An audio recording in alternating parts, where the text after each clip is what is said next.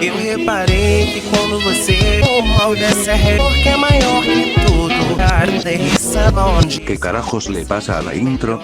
No lo sé, el proyector está mal. ¿Tiene arreglo? En eso estoy. ¿Quién podrá ser a esta hora? Solo espero que no sean los testigos de Jehová queriéndome vender otra Biblia. ¿Sí?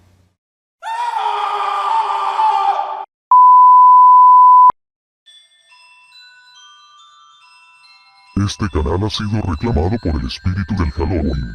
A partir de este momento, el formato y las visuales de este video serán cambiadas para encajar con la temática de esta festividad. Sin más, comencemos.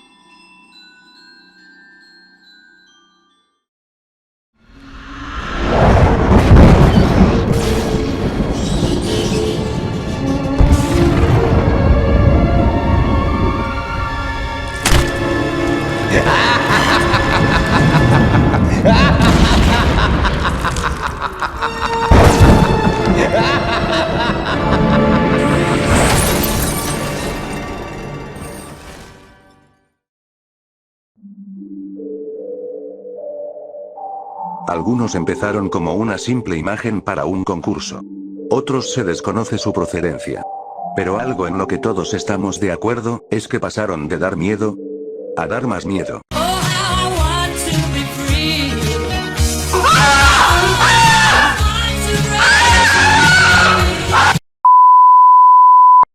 Bendito sea el año 2014, loco. Ese año las creepypastas clásicas habían alcanzado su cúspide en popularidad, pero a su vez ese año vio como otro fenómeno les quitaría el trono. Con la llegada de Five Nights at Freddy's, la gente dejó de interesarse en los creepypastas, y lentamente los jóvenes y los no tan jóvenes, empezaron a abrazar este nuevo tipo de terror, que consistía en que un monstruo cute te estaría persiguiendo. Pero lo que en realidad no sabías, es que detrás de todo eso había un lore súper complejo que debías sacar del mismo juego, o hacer teorías fumadísimas hasta que el desarrollador se dignara hacerla canon. A día de hoy, siento que ese tipo de terror debió quedarse en la saga del osito cariñosito, pero como el mundo se consume en dinero, si tu juego no tiene una mascota kawaii y un lore súper complejo, cagaste. Pero antes no era así. Y sí, ya sé que vendrá el elitista que cree que sabe de la vida porque su novia de Roblox lo dejó, a decirme que los creepypastas no daban miedo. Pero no creo ser el único que antes buscaba los 5 Slendermans captados en cámara. Y es que cuando el internet era un lugar más inocente, si se puede decir así, era muy normal que veamos a estos seres no como un icono, sino como un mito. Un mito como el Coco, la Llorona o Pie Grande. ¿Quiénes son los genios que están detrás de estos mitos que nos aterraron en antaño? ¿Qué opinan de sus creaciones al día de hoy? Y lo más importante, ¿qué pasó con ellos? Lo averiguaremos.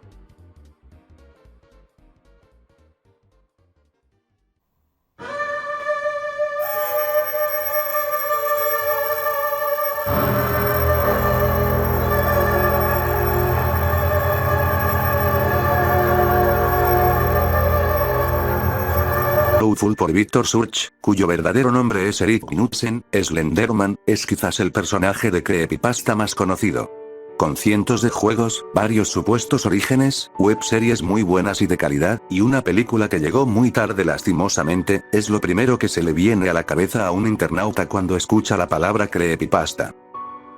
Su creador cuenta, que la idea del hombre delgado se le ocurrió a raíz del mismo concurso en Something Awful, viendo imágenes espeluznantes de otros participantes, y con una idea que ven y maquinando en su cabeza. Como qué cosa él le podría dar miedo, y que su monstruo podía ser un fantasma, sí, pero también podía ser algo más.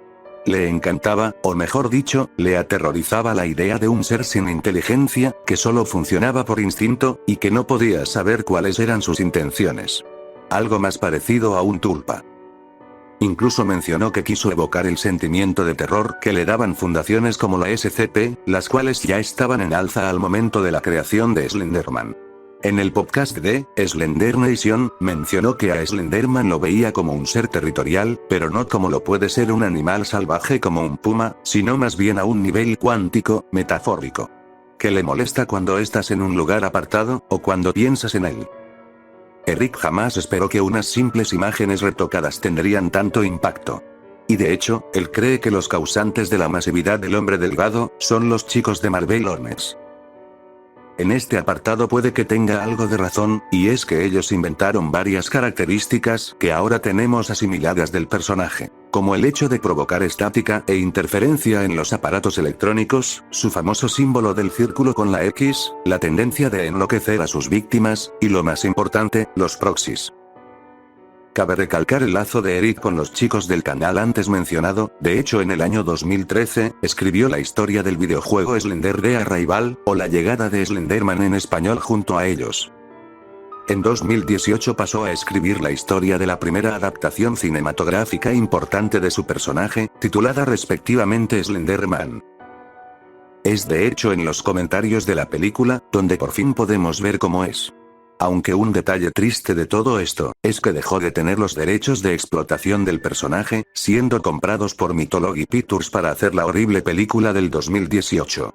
Con el fracaso de la película, Slenderman pasó a ser de dominio público, y ahora en pleno 2024, es muy poco viable una película del hombre delgado. Pese a eso, se podría decir que está feliz con lo que hizo.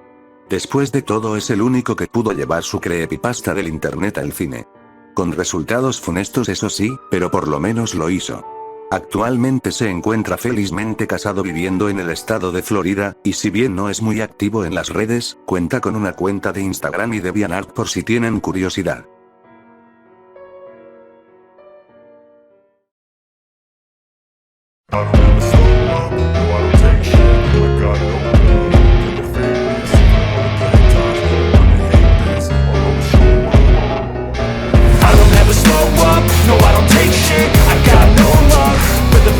Jeff. Es quizás el creepypasta más reversionado de la historia si no me equivoco. Un personaje que comenzó siendo un tipo del que debías cuidarte, al semi a tiempo completo de Ben Round. Si bien se desconoce quién creó la creepypasta de la que hoy todos nos burlamos, hay evidencia de un usuario que fue quien creó las bases del personaje. Se desconoce su nombre real, pero en internet es conocido como Sesour. Con la atención recibida por el extraño origen de la imagen de Jeff, se sabe que Sesour ya tenía la imagen desde finales de 2006. Pero no es hasta 2008 en donde saca un video contando el primer origen de Jeff. Algo a mencionar, es que él no creó la creepypasta de Go to Sleep, de hecho no sabe quién lo hizo. Y a decir verdad, su versión dista mucho de su versión más conocida. Para empezar, su Jeff no se llama Jeff Woods, sino Jeff Leck. A él no le tiraron una botella de lavandina encima, sino que se quemó cuando limpiaba un baño con ácido. Tiene 25 años, y vive en New Jersey con su hermano Liu 3 años menor que él. Hablando de este último, este no está muerto, sino que ayuda a su hermano con lo que hace, aunque no esté de acuerdo que sea un asesino. Qué irónico XD. La sonrisa de Jeff no está inspirada en el Guasón, sino en un personaje de la película Itchy the Killer. Tanto Jeff como Liu viven en la misma casa, y sus padres, los cuales tampoco están muertos en esta versión, lo van a visitar con regularidad y no saben que Jeff es un asesino. Esta versión tampoco se encasilla en la de un loco Eddie que disfruta de su locura, sino que también es capaz de sentir enojo, felicidad y tristeza. No solo usa cuchillos, sino que también puede usar armas de fuego. Y de hecho la razón de su locura es porque sufre de depresión, una gran soledad e inseguridad que le hace pensar que todos son malos, y que debe acabar con ellos a toda costa. Eso sin mencionar que en algunas ocasiones suele estar bajo el efecto de las drogas. Jejejeje, pues qué les digo de esta versión. Si bien me parece un poco patética, creo que es el Jeff más realista de todos. Este Jeff, en vez de parecer una copia barata del Joker, es más parecido a un trastornado que vive debajo de un puente. Algo a destacar, es que según Sesour, su Jeff no es un creepypasta, aunque no le molesta que lo consideren como tal. Para desgracia de él, la gente en más de una ocasión lo ha llamado mentiroso, y ha mencionado que él no es el creador original de Jeff, pero a las pruebas me remito. Él fue el primero en usar el pronombre de Killer, él le dio varias de sus características, como lo es la cara desfigurada, la sonrisa tallada en la cara, y Liu. Su caso es muy parecido al creador de Slenderman, de hecho, su versión dista mucho al concepto concedido de los fans, y es que antes las creepypasta no comenzaban con un escrito, sino con una imagen sin contexto. Volviendo con Sesour, en la actualidad tiene 31 años, ya que era un adolescente cuando creó a Jeff, lo cual explica la calidad de la historia. Vive tranquilo en Australia, y es bastante activo en DeviantArt, en donde cada tanto habla con sus fans, o publica algo de su arte. Si bien su opinión de la creepypasta de Go to Sleep y de Ian the Killer es neutral, se nota que posee un gran sentido del humor. Por lo que así como Erik Knudsen, los invito a pasarse por su perfil.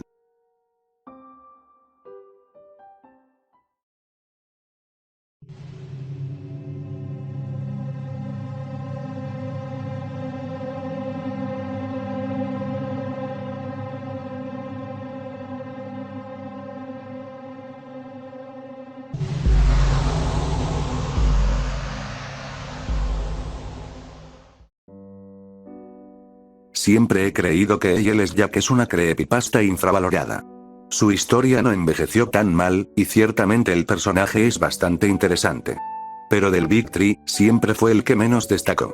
Ahora con respecto a su origen, vuelve a pasar lo mismo que los antes mencionados. La imagen que sirvió para ilustrar la historia, la creó un artista de nombre Cachet, que posteriormente fue publicada en 4chan por un usuario llamado Arnon el 7 de junio de 2010. El título de la publicación era Nightmare Full, o Combustible de Pesadilla, y contenía imágenes de criaturas perturbadoras de videojuegos. Pero la creepypasta, por otro lado, fue escrita el 25 de febrero de 2012 por un usuario conocido como Azelf5000, y que en YouTube sale como Papa Pinche. Se presentó como un relato en primera persona de un encuentro con Yellow Jack, detallando que había robado y comido parcialmente sus órganos. La historia ganó popularidad, ayudada también por la lectura en YouTube de Mr. Creepypasta en marzo de 2012. El 21 de noviembre de 2014, la historia fue oficialmente cancelada de Creepypasta Wiki, porque el escritor solicitó que se eliminara por pensar que, dado que Jeff the Killer fue eliminado, Yellow Jack debería ser eliminado por él antes de que los administradores decidieran qué pasaría con ella. Lastimosamente no se sabe más de él, ya que anunció formalmente su retiro de la comunidad el 12 de febrero de 2015. Y ciertamente, dejó un último mensaje bastante desalentador. Meses después de publicar esta historia, he decidido comentar sobre mi propia pasta, ya que mi opinión ha cambiado drásticamente desde entonces. Ya no me gusta mucho y estoy de acuerdo en que es horrible. Estoy de acuerdo con un comentarista reciente que dijo que, dado que eliminaron a Jeff, esto también debería eliminarse de esta wiki. Esto se debe a que aquí no se cumplieron los estándares de calidad. En realidad, me avergüenzo de haber escrito esto y desearía haberlo hecho mejor cuando decidí escribirlo.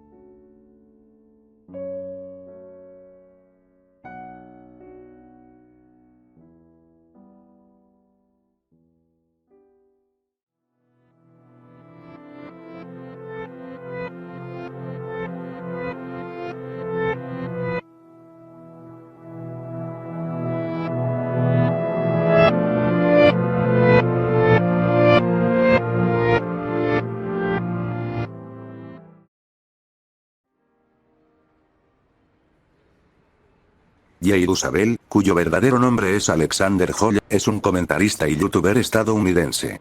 En el año 2010 creó la historia de Ben Drowned en los foros de 4chan.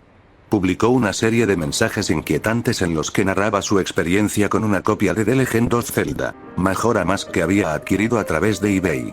Originalmente Alexander creó su canal de YouTube en 2009, donde subió gameplays antes de subir una serie de vídeos como parte de la serie de Ben ahogado. Llama la atención que Alexander se tomó el tiempo de crear / supervisar los arcos narrativos de la creepypasta de Ben, siendo 3 en total. El cartucho embrujado, Los niños de la luna, y El despertar. El primer arco lo escribió durante su segundo año de universidad. El proyecto comenzó por capricho y él mismo lo escribió en su totalidad, trabajando entre clases y por la noche. Después de ver el éxito de la historia, pagó de su propio bolsillo para iniciar un sitio web que avanzara la historia. Desafortunadamente, unos días después de comenzar el segundo arco argumental, su falta de financiación obligó a pausar el juego. Después de mencionar el nombre real de un jugador en el juego, Alex permitió que el jugador, Kai Hendrix, presentara su propia parte de la historia. Volvería a completar la historia 10 años después. El arco final de la historia tenía como objetivo culminar con el lanzamiento de un videojuego, que se usaría junto con un nuevo sitio web.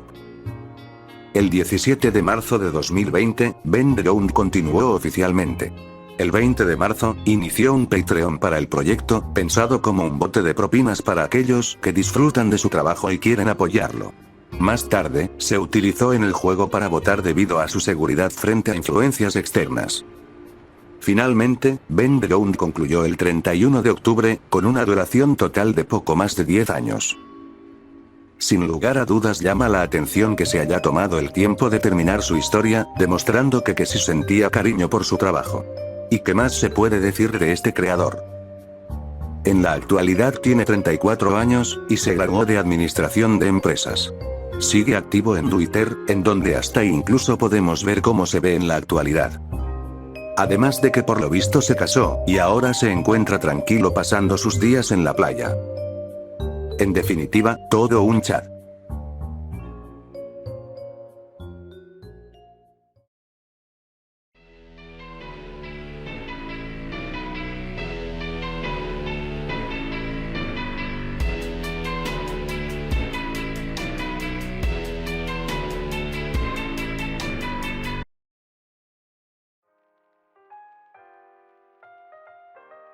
La segunda de Killer más conocida. Para algunos una vil copia, pero para otros un personaje que no se parece a otro jamás visto. Y es que Elaine fue la primera antiheroína de las creepypastas, cuya vida se vio arruinada por el demonio de la sonrisa alargada.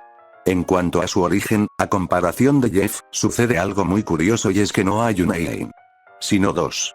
Las cuales están escritas por dos personas diferentes, pero comparten el mismo universo y los mismos objetivos. Pese a que ambas hicieron al mismo personaje, vale la pena espiar el punto de vista de cada una.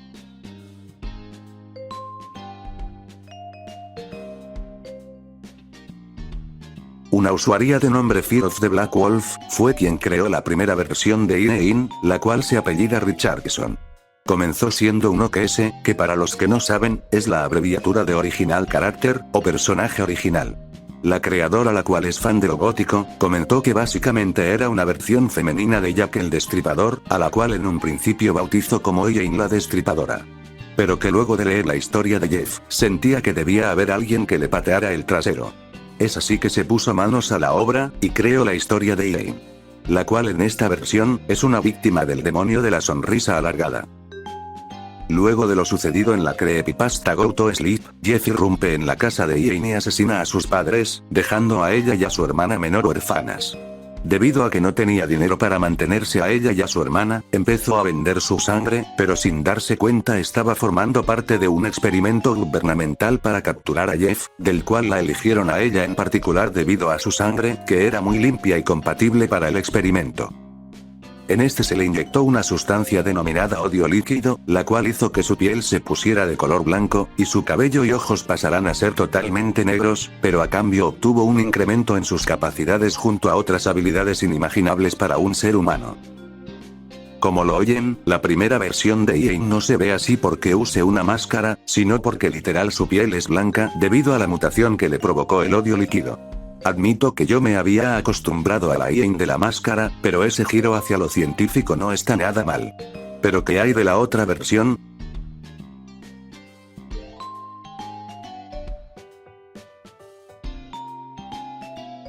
Elaine Arkansas es quizás la versión más conocida de esta misma, y es que ella fue quien se enfrentó con Jeff en la respectiva creepypasta. Una usuaria de nombre Pastastalker64, luego de la primera versión de Elaine, no quedó muy conforme, por lo que decidió crear su propia versión.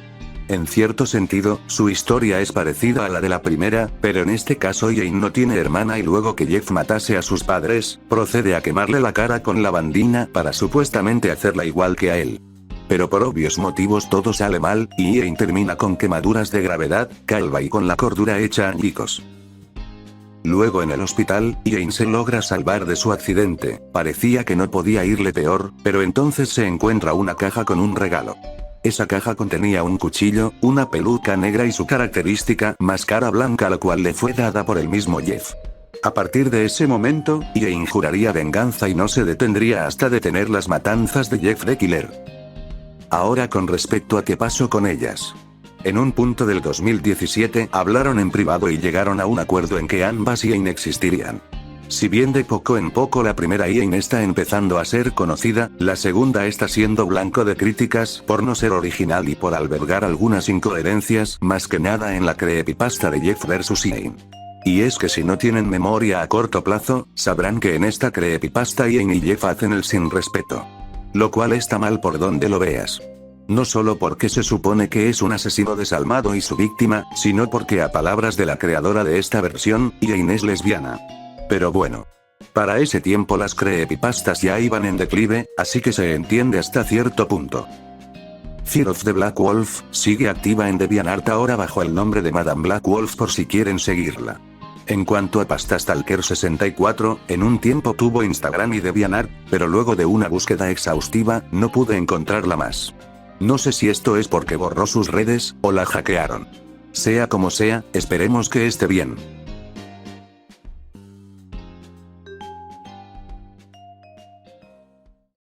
Sola estoy, nunca hay nadie en mi habitación. No hay nada justo aquí, yo la única soy. Pese a que muchos la tachan de ser quien trajo la mediocridad a las creepypastas, Nina the Killer alberga un concepto que da para mucho juego. De hecho, la idea de la chica que se obsesiona con el asesino, no es nada alejado de la realidad y que en mi opinión, si el personaje hubiera sido más explotado, al día de hoy sería más de lo que fue. Alejandra Urdaneta, más conocida en las redes como Alegotic12, es proveniente de Venezuela, pero actualmente reside en México. Sí chicos, primera vez que el creador/creadora no es gringo. Punto para la TAM. Bueno, como decía, ella creó a Nina the Killer un 31 de octubre de 2012 por lo que muestra la siguiente imagen. Ella no solo sería la creadora de Nina, sino además la primera en darle cara. Ya que la primera imagen que se usó de la creepypasta, era ella disfrazada con la frase "Go to sleep my prince". Si bien al día de hoy ya estamos acostumbrados, y hasta hartos de los múltiples The Killers, Nina fue, si no me equivoco, la primera en contener las características que luego tendrían los demás Killers. O sea, una historia parecida a la de Jeff, pero a su vez son conscientes de la historia del asesino, y en secreto empatizan con él. Todo este mejunje, desembocaría que todos comenzaran a ver más a Nina, la cual pasaría a estar entre las grandes ligas junto a los demás creepypastas. Esto por el hecho de que Nina tenía algo que te hacía verte reflejado en ella. Ya saben, era esa época oscura donde todos queríamos ser L, donde queríamos una novia yandere, y si se metían con nosotros teníamos un sistema de defensa llamado Gore. Boludeces. De hecho tengo algo que confesarles. Y es que su servidor era de esos que en 2013 cuando veía a Nina decía, mi vieja we. Era tan espantaviejas que hasta creé un homúnculo basado en Nina. Mátenme por favor. Pero saliendo de mis problemas personales, al llegar 2014, los creepypastas, como ya dije antes, no le pudieron competir a Alfredo y sus amigos, por lo que muchos fueron borradas por lo malas que eran, como el caso de Jeff, y otras olvidadas como el caso de Nina. De hecho recuerdo que en esa época, Nina era tomada como el ejemplo del mal que hacía copiarse de Jeff. Obviamente Alegotic tuvo que sufrir por todo eso, sumado al hecho de que todos dudaban que ella era la creadora real por como lo cuenta en la entrevista que dio en el canal de Ancient Leaf. Por lo que para tener un poco de paz, decidió no salir a desmentir nada y arreglar sus problemas en privado. Hasta que en cierto punto, volvió. ¿Y de qué manera? Actualmente, Alejandra es diseñadora de personajes profesional, ilustradora, artista de storyboard y directora de un proyecto en Vital Bones. Está activa tanto de DeviantArt como en Instagram, eso si no contamos que tiene su propia página web. Posee un cómic propio llamado No hay humano, no hay demonio. Posee un juego de citas llamado Horrormance, en donde básicamente utiliza a los slasher clásicos de las películas de terror como parejas de citas. No cabe duda de que es toda una artista, y eso se ve reflejada en cada cosa que hace. Ya que no se estanca en un solo estilo, sino que lo trabaja y lo perfecciona. De hecho es tan así, que reconvirtió a Nina. En su DeviantArt, podrán encontrar la nueva versión de Nina the Killer. La cual si bien aún no tuve la oportunidad de leer, por lo poco que pude ver, Nina dejó de ser esa fan obsesiva, para ahora ser todo lo contrario. Una cazadora la cual su única misión es atrapar y matar a Jeff. Si el video les gustó, me harías un favor dando me gusta y suscribiéndote al canal. Le quiero mandar un agradecimiento a Alegotig, la cual me contestó el mensaje que le envié y que dejó que hablara sobre ella en este video. No olviden pasarse por sus redes para que puedan apoyar su arte, así como también de los otros creadores que hable en este video. Sin nada más que decir, Tom Dickerson fuera.